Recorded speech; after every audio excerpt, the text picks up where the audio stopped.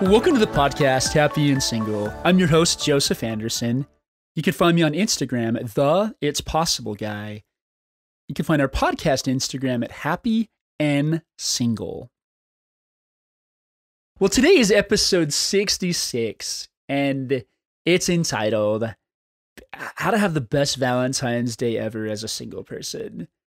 And the reason that I'm laughing, some people can be funny with numbers, and, one of those numbers sometimes is 66. It's just kind of funny. And sometimes people have thinking about it, because in the Bible, the 666 number. And so the reason that I thought that was so funny is because when we have a lot of thinking about that number, it might be kind of scary for us. I remember a post that it was actually done by a coach named Steve Hardison. And on the post, he'd taken a picture when his car reached 66666 or something along those numbers. And it was interesting because instead of seeing it as this like bad thing, because we can make up all kinds of crazy stuff in our head, he saw it as a reminder to go into beast mode. So we can create however we want to create. In every moment, we are using our imagination to create. So how does that have to do with Valentine's Day? It is all made up. What? It's all made up? But no, you don't understand. There's all these people and they have these loving relationships, and I want to date. I want to have somebody to take out on Valentine's Day. So true story. I have never, ever had a date on Valentine's Day. I've never had a girlfriend on Valentine's Day, which I just find super, super funny. And it doesn't matter. Why do we make Valentine's Day into this big thing? Of course, when you have somebody in your life, when you have the person of your dreams, then you're going to make a big deal about it. Maybe. And maybe you're not. I know that there's some couples out there that they say, oh, we never go out on Valentine's Day. It's too busy. And other couples that are like, oh yeah, I don't care. We'll wait an hour or two for a table. There's people all across the board. So why do we have to make it into something that just doesn't sound very fun? I mean, how can you have the best Valentine's Day ever? Just stop thinking so much about it, guys. I mean, every one of us, we have so much thinking. As a mentor helped me understand, we have the thought, which is kind of like snow, and then our thinking is the snowman that we create out of the snow. But a lot of times the snowmen that we make, that if we just shed some light on them, when you put a lot of light on a snowman, he's going to melt. Like that's just the nature of snowmen. They're made to melt. I mean, sometimes we can be a little bit delusional, like it says in the song from Frozen. The little snowman creature Olaf is talking about, So the line of the song goes, the hot and the cold are both so intense. Put them together, it just makes sense. Winter's a good time to stay in and cuddle, but put me in summer and I'll be Now, your mind would think it would say puddle, but he puts the word in there, happy snowman. Like, we can all be a bit delusional if we desire to. We can all we can all pretend of how we want things to work. But in reality, sometimes things just don't work that way, guys. Why in the world do we have to be frustrated and upset because we don't have a date on Valentine's Day? I mean, what's coming to me right now is, how do you make Valentine's Day awesome? Just make it another day. Actually, another cool idea is coming to my mind. What if you were your date for Valentine's Day? Now, I know this sounds a bit far, and I'm just going to see where it goes, because it just kind of came to me. So we're just going to kind of play with it. But honestly, what if you were your own date for Valentine's Day? What if you started treating yourself as if you'd want somebody else to treat you? If you wanted somebody to take you out to a nice restaurant, you can go to a nice restaurant. And if you don't want to do it by yourself, you can get a friend to go with you. I'm not saying you have to. I'm just saying there are options other than feeling miserable. Because you know what the first thought is, well, the first thought that comes in our mind, oh, today is Valentine's Day. And the next thought is, oh, today would be so much funner if I had somebody. Oh, why don't I have somebody? Oh, I'm never going to have somebody. And it just keeps spiraling down and down and down and down that rabbit hole. Is that really where you want to spend your time? I get it, guys. Most people that I would believe are listening to this podcast would rather be with the person of their dreams. I get it. I really, really do. And I'm right there with you. But we don't have to turn it into something that's going to hurt us. Something that's like, Joseph, you don't understand. I've never had a date for Valentine's Day, and I've always wanted one, and I'm never going to have one. Guys, we can make up all kinds of stories that aren't true. We actually do make up all kinds of stories that aren't true. Some of them that serve us, and others that don't serve us. Like, what would you do on Valentine's Day for somebody else? It's like, oh, I'd love to receive a note for myself. You know, I was at an event recently with Steve Hardison, and he had a pretty challenging childhood growing up. A really, really hard childhood. You can read about it in his book. I'm not sharing anything here that's not publicly available.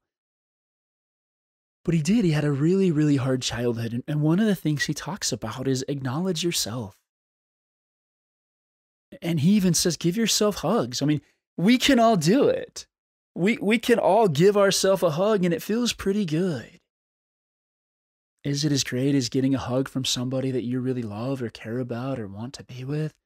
No. Maybe it is. I don't know. I've never really thought about that. I've never really compared the two. You can write love letters to yourself. Now, this idea didn't come from Hardison. It actually came from a book by Mike Dooley. I think it's called Infinite Possibilities or something along those lines. And he says, you know, act as if. Like, write yourself a letter as if it came from the person that you really desire to receive it from. You know, and it's funny because I actually just started doing something similar to this. Probably I think it was just last week I started this. And I just started writing in I have a special file on my computer that's a dream journal. And it's just, if I wanted to receive letter from the girl of my dreams, what would she say? And other things are in there as well. I mean, I even there's a moment where I wrote the other day where it basically just says, Joseph, like, I'm so proud of you. I'm so proud of you. Congratulations, sweetheart, and everything that you're doing. Congratulations on your book, reaching 1 million people. Congratulations on your podcast, reaching 1 million people. Let's go out and celebrate. I've planned a special vacation for us. Like, it's really interesting because when you're writing this stuff, you're creating it as if it's from the person of your dreams. Now, these are things that I don't show to anybody. This is between me and me. And nobody needs to see my dream journal. But there's a power because what you're doing is you're creating it in the world. So one of the really interesting things about how the world was created spiritually before it was created physically. I'm talking about the world that we live in, Earth. And so it's interesting because they took these spiritual ideas, what you could call the formless, and they created it into form. Like, we know that matter cannot be created nor destroyed. All it is organized. And all that's happening in the world is just an organization of things. Like, nothing is really created. I mean, people talk about manifesting stuff all the time. I mean, the only difference is you're organizing it. You're saying, oh, I really want that, dream car to go from their garage to my garage. And that kind of stuff happens all the time. And so all you're doing, once you recognize that everything in the world is God's, if somebody else isn't using it and you want it more, then there's a chance that God might give it to you. I don't know how it all works. I really don't. I just know that it works. One example I've used before on this podcast, but there was, when I was up in Minnesota for the summer, we were flipping a house up there. And when I happened to be up there, I really wanted to buy a guitar. Well, I found this guitar that this kid had it was pretty much in perfect condition. It had been played like 3 times and it sat in a closet for 3 years. And his mom's finally like, hey, we bought him this guitar. We just want to get rid of it. And so I, reached out to her and she said, hey, it's yours. I went and picked it up and she told me that story about him only playing 3 times. Guys, there's things that all over the world that people aren't using. All we're doing is organizing something to us instead of them. But one thing that, back to this formless and form, that we're doing when we're creating things spiritually, we're creating the life that we really desire. While some people might think that the world just, occurred overnight, it wasn't. It was planned, and everything in it was planned. I think one of the things that we have to do is get clearer about the vision that we want to create. We have this vision of what we think needs to happen in order for us to have a wonderful Valentine's Day. And a lot of times, our vision of that perfect Valentine's Day includes having the person of our dreams in our life. But I'm just sitting here thinking about different TV shows where they have a Valentine's Day episode and everything goes wrong. So we make up this story in our head of how if we just had our person, that our Valentine's Day would be awesome. What we don't realize and understand is that's not even true. Like, it might be a horrible Valentine's Day. Like, we really have no idea. And it just doesn't matter. I'm thinking back to the movie Meatballs with Bill Murray. And there's a moment that he basically goes off and just starts talking about he's a counselor at this camp that, it's for, the people that can't afford some of the nicer camps. And so there's this other camp across the street and across the river or lake, and he just starts talking about it. He's like, yeah, that Camp Victory or whatever they're called has everything. They've got their own masseuses, they've got their own this, they've got their own this, they've got their own this, they've got their own, all these really cool things that he just says. I'm just going to go ahead and actually read it, but he says, they've got the best equipment that money can buy. Every team they're sending over here has their own personal masseuse, not masseur, masseuse. But it doesn't matter.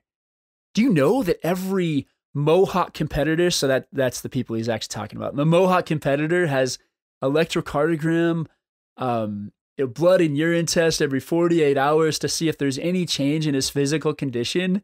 Do you know that they use the most sophisticated training methods from the Soviet Union, East and West Germany, and the newest Olympic power, Trinidad and Tobago? But it just doesn't matter. It just doesn't matter. I tell you, it just doesn't matter. And at this point, he picks up a log and he's banging this log into the floor. It just doesn't matter. It just doesn't matter. It just doesn't matter. And he says, even if we win, even if we play so far over our heads that our noses bleed for a week to 10 days, even if every man, woman, and child held hands together and prayed for us to win, it just wouldn't matter. I really love this part because we make so much matter in our lives that doesn't. Guys, there will be a time in your life, or eventually, that you will be able to have the most amazing, fantastic Valentine's Day ever. And you know what? Maybe it's a little bit, like getting a new car. It's like we think we want this car, we dream about this car forever, and after 2 weeks, a car becomes a car. After 2 weeks, a car becomes a car. That's why they don't ever let you take a car back to a dealership unless you take a massive loss, because they know how it works. It just doesn't matter, guys. Valentine's Day is simply a day. But what do we do when those feelings arise inside of us that say, oh man, I'd really love to have somebody today? What if you just let yourself be with the feeling? What if you just let yourself say, you know what? It's okay, Joseph. Or it's okay, insert your name here. It's okay.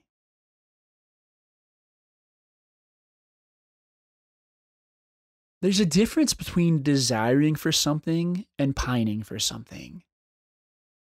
Desiring something and say, oh, that'd be awesome to have. Pining is for something is saying, until I have that, I'm not going to be happy. I'm not going to move off this pine bench. I'm just going to sit here and be.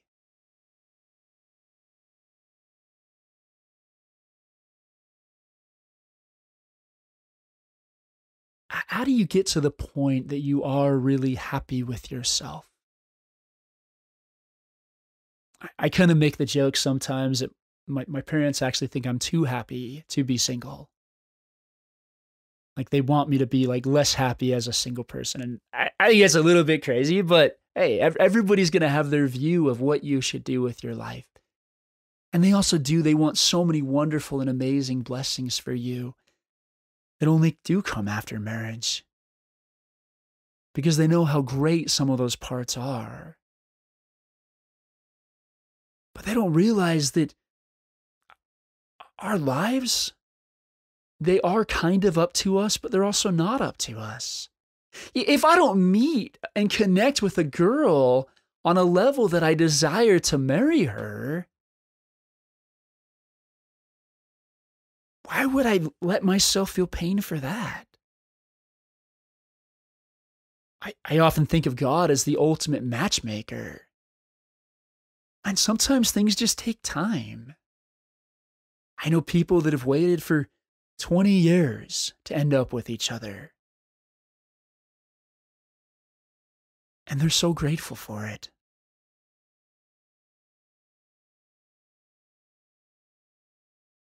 There are times and seasons of life. If you're listening to this podcast, there's a good chance today, which is probably close to Valentine's Day, that you're listening to this. There's a good chance that this isn't a time and season of you having a relationship. I believe one of the most challenging and the biggest test in life is learning to enjoy the station that you're in and the season that you're in right now. We say, oh, if I only had the person of my dreams, then everything would be wonderful. Maybe. We always create the good stories when it comes to the things we want, right? We create the good stories when it comes to the things we want, and we create the bad stories when it comes to the things we're trying to avoid. We don't ever switch it. It's like, oh my goodness, if that thing happened, this would be horrible, and this would be horrible, and this would be horrible, and this would be horrible. It's like, oh, but if this happened, it would be wonderful, it would be amazing, and we would live happily ever after in our beautiful castle. There's a reason that every single Disney movie ends with the words, they lived happily ever after. Because it's not true and nobody wants to watch it. Nobody would want to watch, oh, life is lovely. Whatever shall I do this day? Shall I summon my servants? Or, shall we go and walk the beach the entire day? Like, life isn't like that, guys. But we make it up in our head that it is. Life is very real. We have challenging times, we have good times, we have hard times. We have to make the most out of each of those times in our lives.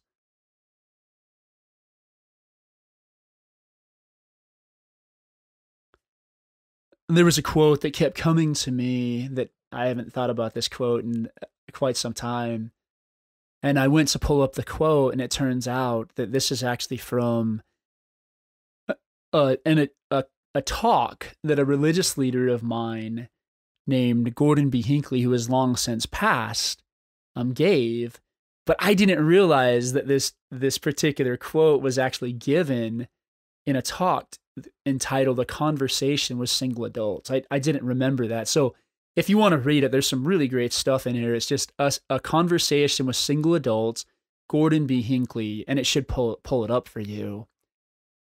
But here's the quote that I wanted to read. He says, there seems to be a superstition among many thousands of our young men and women who hold hands and smooch in the drive-ins that marriage is a cottage surrounded by perpetual hollyhocks, to which a perpetually young and handsome husband comes home to a perpetually young and beautiful wife. When the hollyhocks wither and boredom and bills appear, the divorce courts are jammed. Anyone who imagines that bliss in marriage is normal is going to waste a lot of time running around shouting that he has been robbed. The fact is, most putts don't drop. Most beef is tough. Most children grow up to be just people. Most successful marriages require a high degree of mutual toleration. Most jobs are more often dull than otherwise. Life is like an old-time rail journey. Delays, sidetracks, smoke, dust, cinders, and jolts, interspersed only occasionally by beautiful vistas and thrilling bursts of speed. The trick is to thank the Lord for letting you have the ride. I think that is, some of that is so beautiful. Like others, I have a slightly different perspective. I think life is what you make it. If you can find the joy and the deliciousness of life in the moments, it will be there. There are people that have been married for years that really are happy because they don't let the little things bother them. And they focus on creating joy in the moment. So while I do understand that, many putts aren't going to drop, most beef is tough, I live in a slightly different world than that, where I believe that no matter what's happening in life, we can have a really joyful experience. It doesn't matter where we're going. It doesn't matter what we're doing. If you look for the joy in your life, you will find it.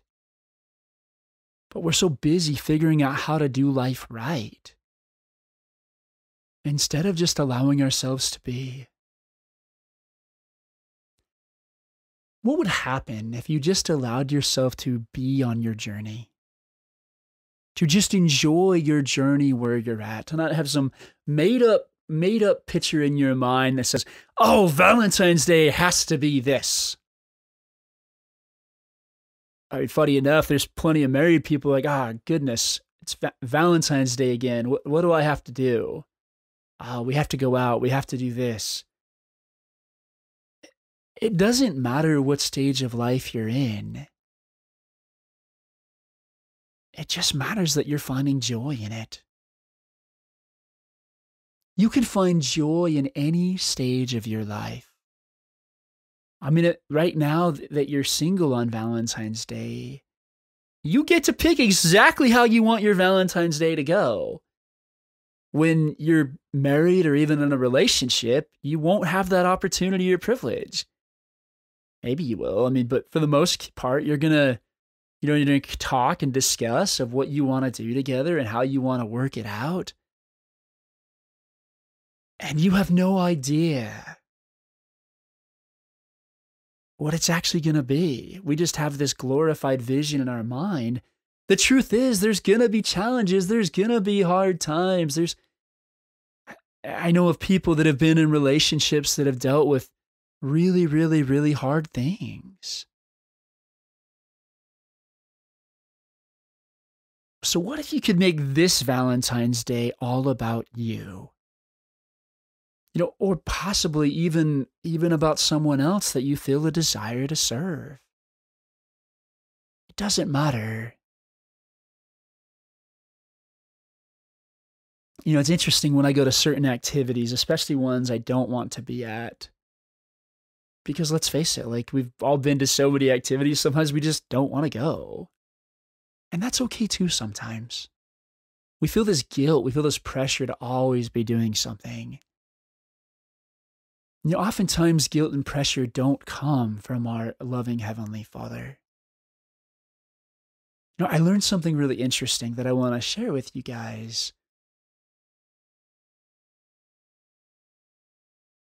You probably remember me saying something like good feelings come from a good place, bad feelings come from a bad place. I actually want to clarify that. Um, and this is just something I'm playing around and exploring with. But our feelings are just a barometer.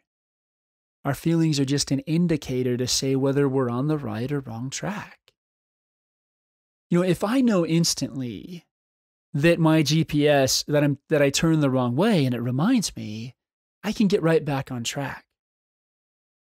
So this is a really cool quote from my mentor, Michael Neal. It's a bit long, but he says, "Today I want to talk to you about how the mind works and how fear can actually become friendly. Despite the fact that you're innately fearless and that fear is largely irrelevant to whether or not you accomplish things in the world, fear could actually be useful within this understanding, so I will share a metaphor that comes to my mind. Imagine the mind like a train station, and there are trains leaving all the time to any destination you can think of. Some trains will take you up into the mountains of ecstasy, and others will take you down into the depths of despair. Some leave the station quickly, and then they lose steam, and they drop you off in the middle of nowhere.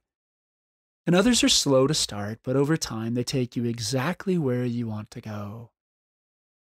Even if you didn't know where that was when you first got on board.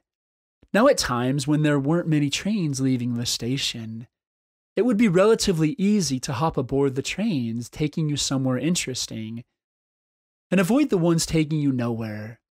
But the busier the train station gets, the harder it is to navigate. And you might even find yourself hopping from train to train, feeling incredibly active and busy, but never really getting anywhere in the process. Now imagine there was a foolproof way to instantly know whether a particular train of thought was taking you somewhere good. You wouldn't have to ride the train all the way to its destination to find out where it was headed. You could simply hop off at the next station and wait for another train to come along. Well, this is the role of fear in the human system whenever you feel fear. And it's also true for the despair of hopelessness or righteousness or anything else. But we're talking about fear, and whenever you feel fear, it's the design of the system letting you know where that train of thought is heading. It's telling you to be still or hop off the train and wait for a new train of thought to come along. It's not telling you anything about the world and not telling you anything about yourself. It's not telling you anything about your capability or your nature. It's just telling you there's nothing good waiting for you at that end of that particular train of thought. It's like pain.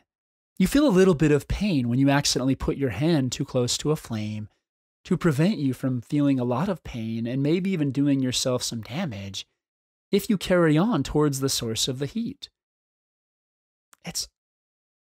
The discomfort of fear is there to warn you of the larger discomfort and risk of doing yourself some damage if you carry on thinking the way you're thinking. I've kind of been a lifelong scaredy cat, and I've said before, I've come to see that fear doesn't have to hold me back. It's not even my nature. Freedom is my nature. But there's something about this notion that fear is on my side, that it's part of the kindness of the design that I find incredibly comforting, knowing that there's something baked into my psyche, baked into all of our psyches from birth to protect us from the innocent misuse of our own imagination is kind of wonderful. And knowing that all fear is reminding us of is that we're feeling our own thinking, and that makes it considerably less frightening. When you don't have to be scared of fear, life gets a lot gentler and a lot simpler and a lot kinder. And that's from my mentor, Michael Neal. It's amazing, guys, how we scare ourselves so bad. And one of the things that I was reading last night in another book of his was how we make. I'll just read it to you here, actually, since I'm right there on the page. Well, I thought I was right there on the page. Where did it go? One of the great ironies of the human condition is that we seem most motivated to make dramatic changes at precisely the moments when we're least equipped to do so. From the different clients and even people that I've talked to about divorce, that have had especially quite a few divorces, it often came from, I just wanted to move forward in my life.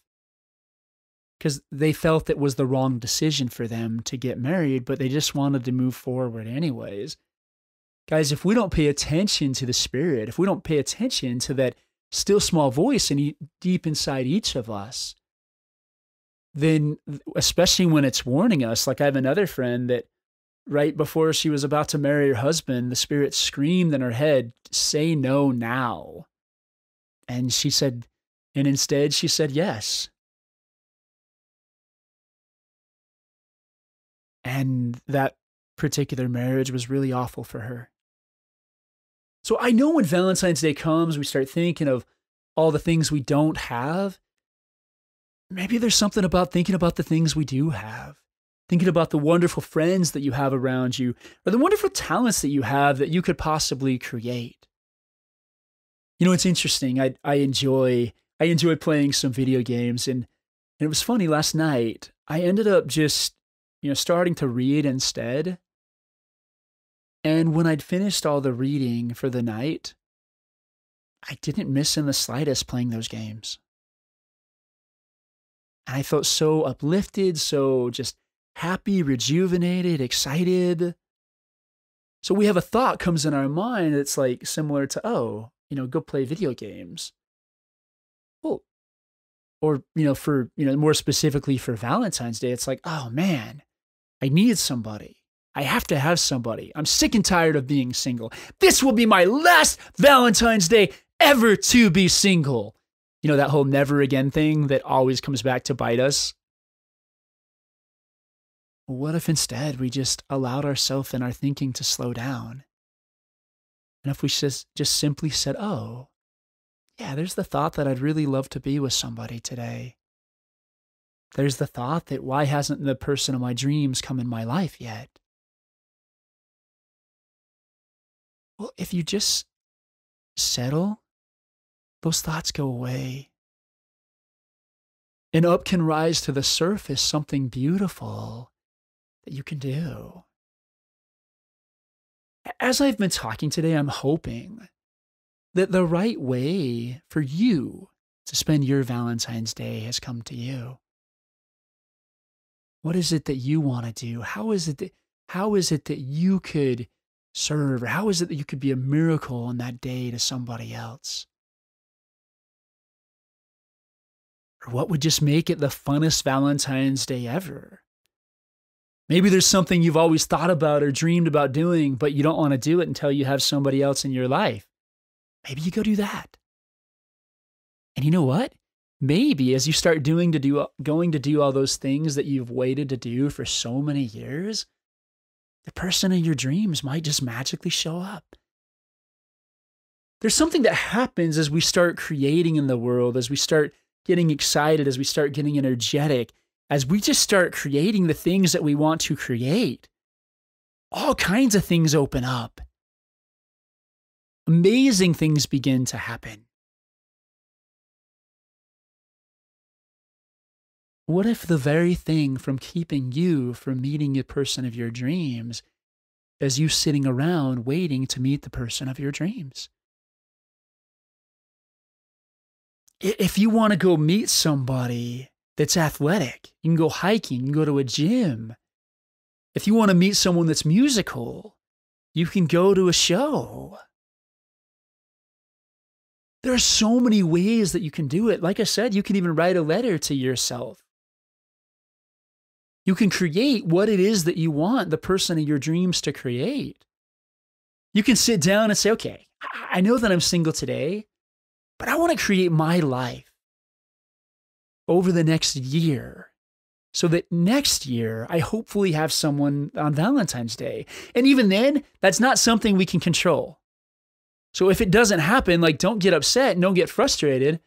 You just thought it took a shorter amount of time to attract that person in your life than it did. Some things just take time, guys. I mean, what if you knew that you were going to be single for the next year? How could you enjoy your life and find happiness being a single, but also prepare yourself? Like, that's what I kind of started doing in the last podcast episode, is doing, different areas of preparation that we can prepare so that we can meet the person of our dreams. There's something exciting about picking a goal, something super fun, and going after it. Because right now you have the most valuable luxury in the world. You have time. You have time this Valentine's Day to do it exactly as you want to do it. So maybe go do that. Maybe go and live the Valentine's Day the exact way that you would want to. And it might even not go the exact way you want it to. And maybe stop beating yourself up for the poor choices you made, or how you got divorced, or any of those other things. Because that's all the past, guys. The past is a horrible place to live. It's okay to go back and remember lessons and things that you've learned there from times past, but it is a horrible place to live.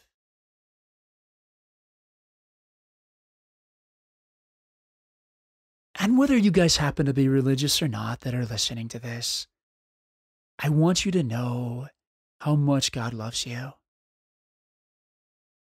In the times in my life that have been some of the hardest, it has only been God that has got me through them. Through failed relationships, I remember a particular time when I was just super, super sad and could barely get out of bed. This was just, this was over 10 years ago. It was many, many years ago. But I was placed in my life the exact people that I needed at that moment. And I was inspired to, one time I had the most amazing, beautiful feeling when I was really struggling, almost like somebody wrapping you up in a comforter. We don't even have to have the right words. God is always there if nobody else is there for you. And even if you don't even believe in God, whatever you believe in is there for you. I know there's been countless times in my life that Heavenly Father has saved me. And I'm so grateful for that. And I'm so grateful for how He has helped me understand that, contrary to what the culture of my faith teaches, I didn't say the church, I said the culture, because everybody's culture is different. I don't have to be married to be happy. I don't ever think that God would say, Joseph, you are not allowed to be married. You are not allowed to be happy until you are married. That's a horrible thing. I think He says, Joseph, go out, enjoy your life, and prepare yourself to meet the person of your dreams. So guys, go out and have the most amazing Valentine's Day ever. And if you've already missed Valentine's Day, if you're listening to this a few days later, then go out and have the most amazing night ever. Just living and loving and honoring the amazing and incredible person that you are. And once again, if you guys wanted to check out that talk, it was Gordon B. Hinckley, a conversation with single adults. One last thought I want to share. You can also use Valentine's Day to play what I call play in the land of possibility. I had a client one time that truly believed that nobody would ever be with her. She was a musician and she really just wanted to keep performing and was afraid that if she got in a relationship or married, that they wouldn't want her to continue her road. And it's interesting because all we did is we sat down and I was like, I get it. I know the person in your dreams isn't out there, but let's just play. Let's just have fun and say, if they were out there, what would they be like? And she started telling me more and more and more and more about, who she really wanted to be, or who she really wanted to meet. And true story, 2 months later, she met the man of her dreams. And about a year later, they got married.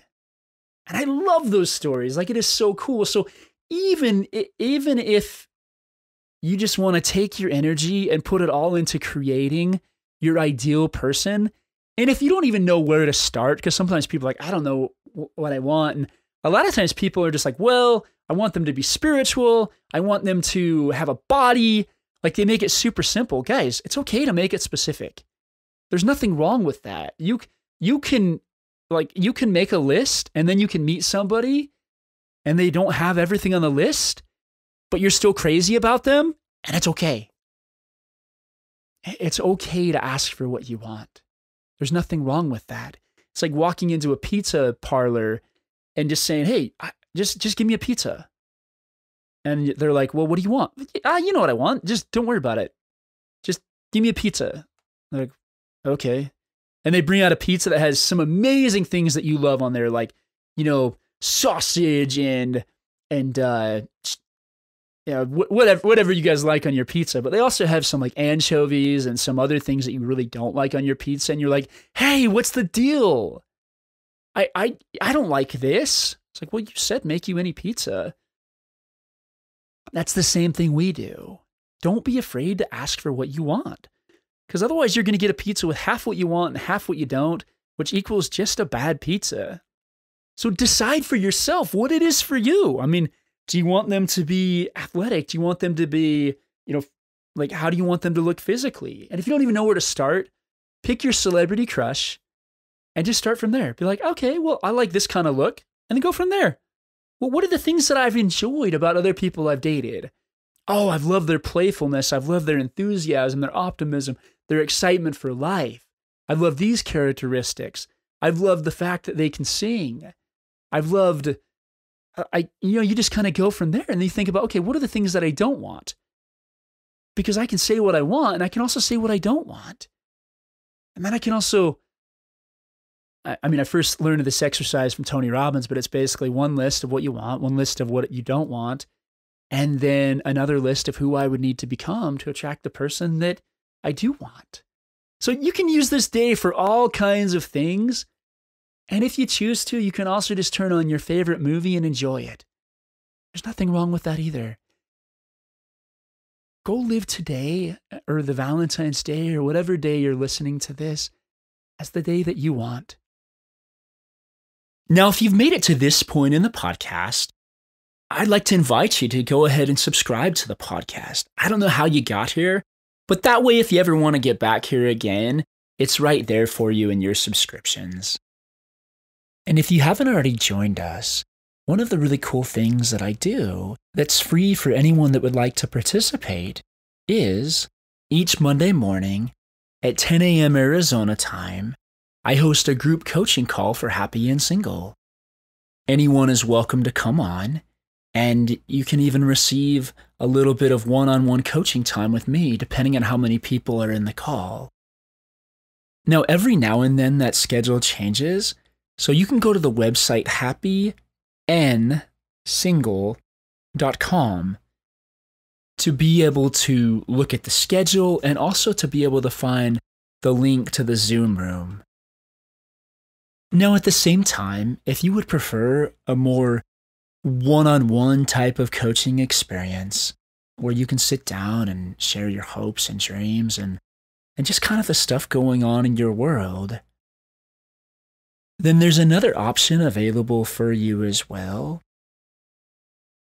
Now, the bulk of my business is actually doing one-on-one coaching. If that's something you're interested in exploring, I've got a few spots open in my coaching practice.